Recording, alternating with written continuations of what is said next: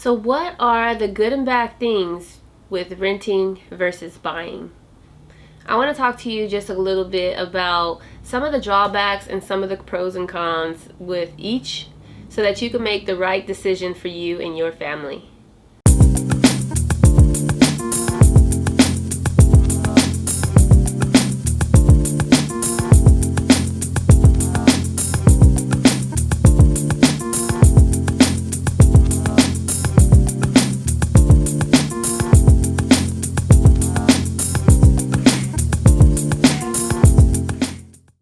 One of the biggest decisions in life will be if you should buy a home. So I wanted to talk a little bit about purchasing compared to renting and how to go from being a renter to being a homeowner, because that's a big decision.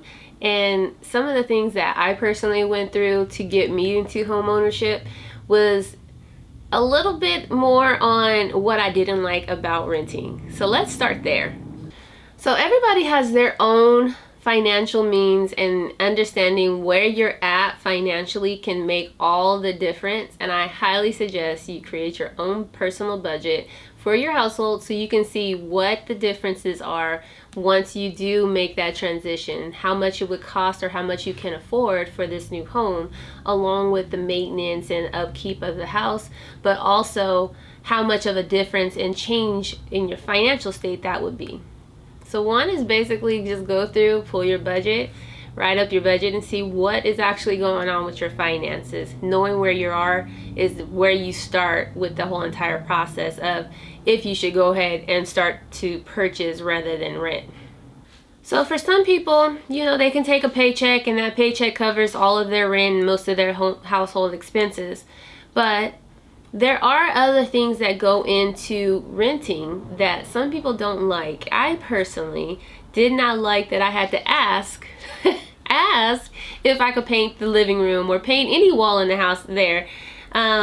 Also, I had to ask if I could put my TV up on the wall so it looked more aesthetic.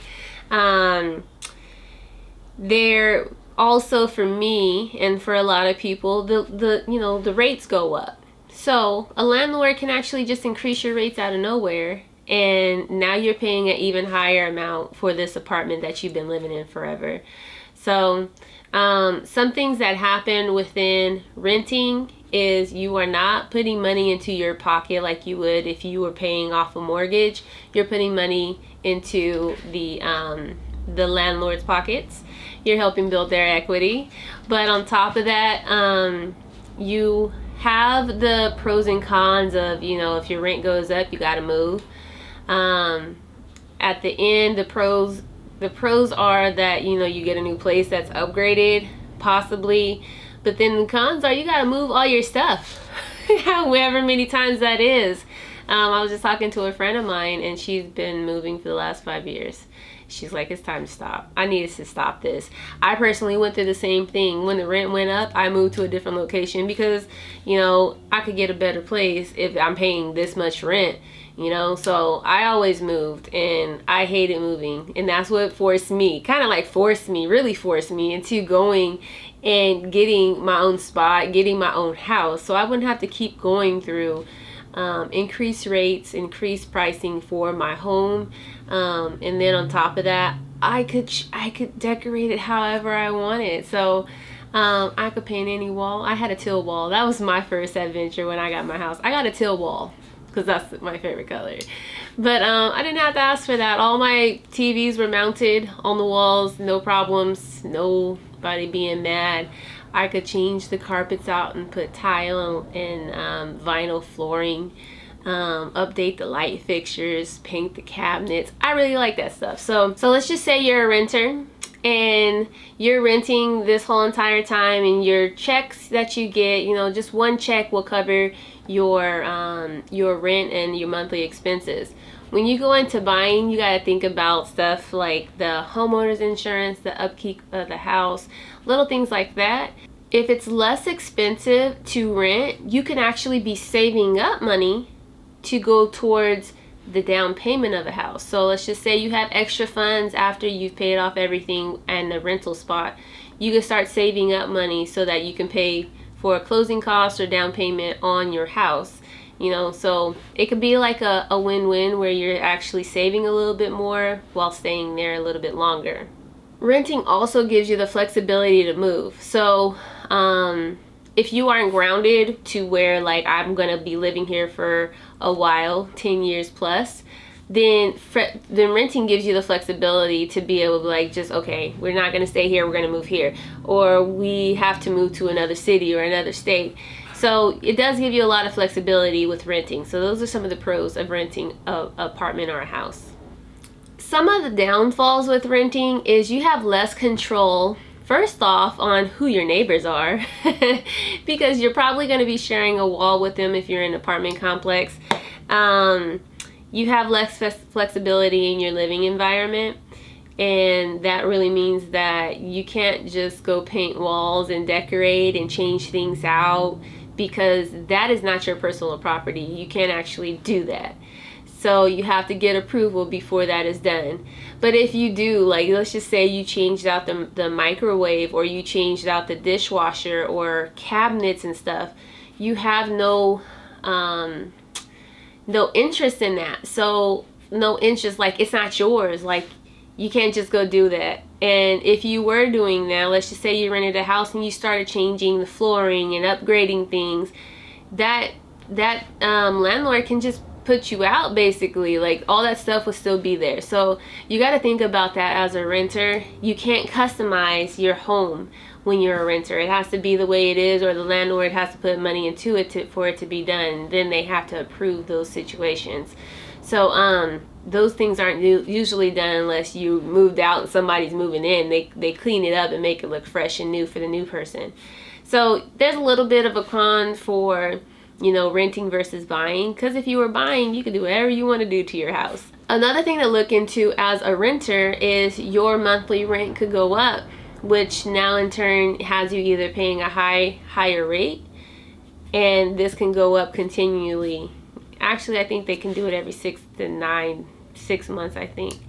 So they can raise your rates continually. Like it doesn't have to be once every 3 years. It could be once or twice or even more times per year. They just have to give you the right notice to be able to do that. But then you have the moving costs. So let's just say they raise your rent and you want to move because you don't want to pay that rate. Now you got to go find another place to move to. And moving costs and all that, those associated fees with that, like if you did that every year, that's very expensive. So there's something to think about as a renter.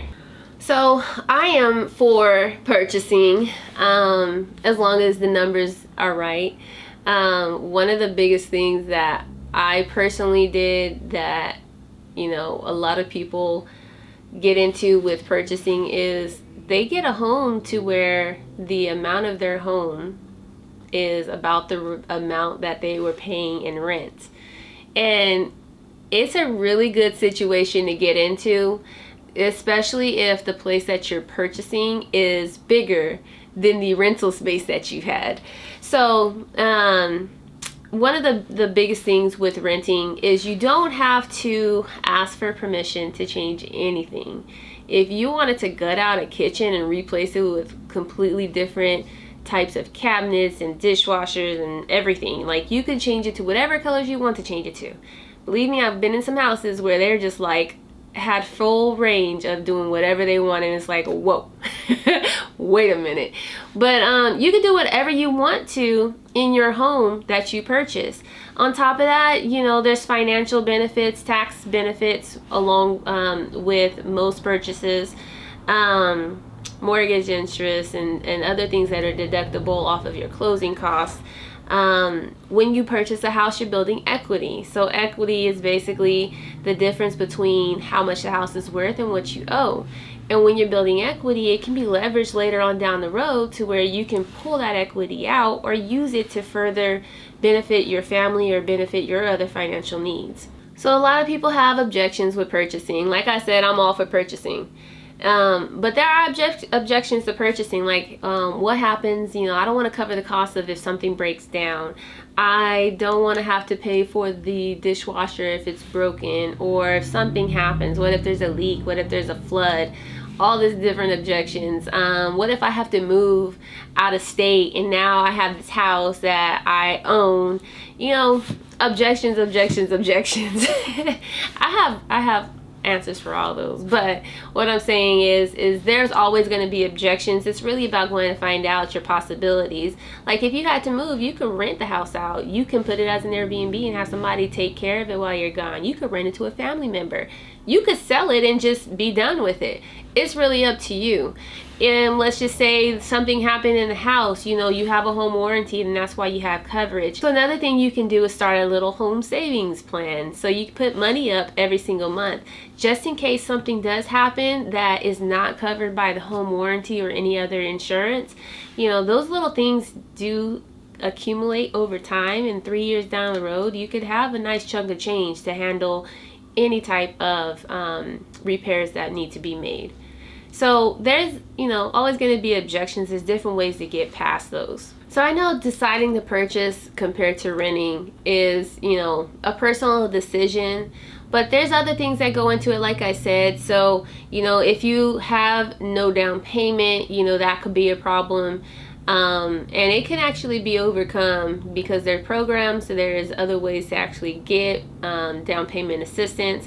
Your closing costs or the 20% down, like those different things, you know, can be overcome, but you do want to come to the table with something.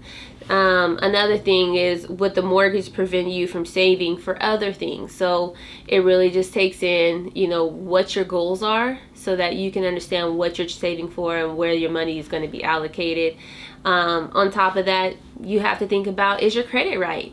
So if your credit isn't up to par, then you have to do other steps to get to actually being able to purchase the home, because there are certain criteria that you have to meet to be able to get a loan. So like I said, it's a personal thing that you have to weigh the pros and the cons, see where you need to start at so that you can get to where you need to go. Purchasing is awesome. Like I said, I'm for purchasing. I see it building generational wealth. I see it being an asset that you can leverage, something that appreciates and not depreciates. Buying a home was the best decision I ever made. I actually sold my home, but at the end of the day, I know the process to get to purchasing another. And like I said, it's a personal thing. Like, we sold our own for personal reasons. We're gonna buy another one, definitely, in the near future. But you know, it really just depends on where you are and what you want to do. If home purchasing is something that you are looking to do and you need assistance getting there, I do offer a free masterclass, and I will put the link in the comments. So in the masterclass, we basically go through everything so you have all the knowledge you need to make yourself application ready and to purchase within the next 90 days. All right. I am Sabrina Green with Legacy Financial Services. Thank you for checking us out. Make sure that you are liking, commenting, and sharing this video so that other people have the knowledge and can understand the difference between renting and purchasing and where they are and what they would need to do. So I will talk to you guys later. Have a good day. Bye.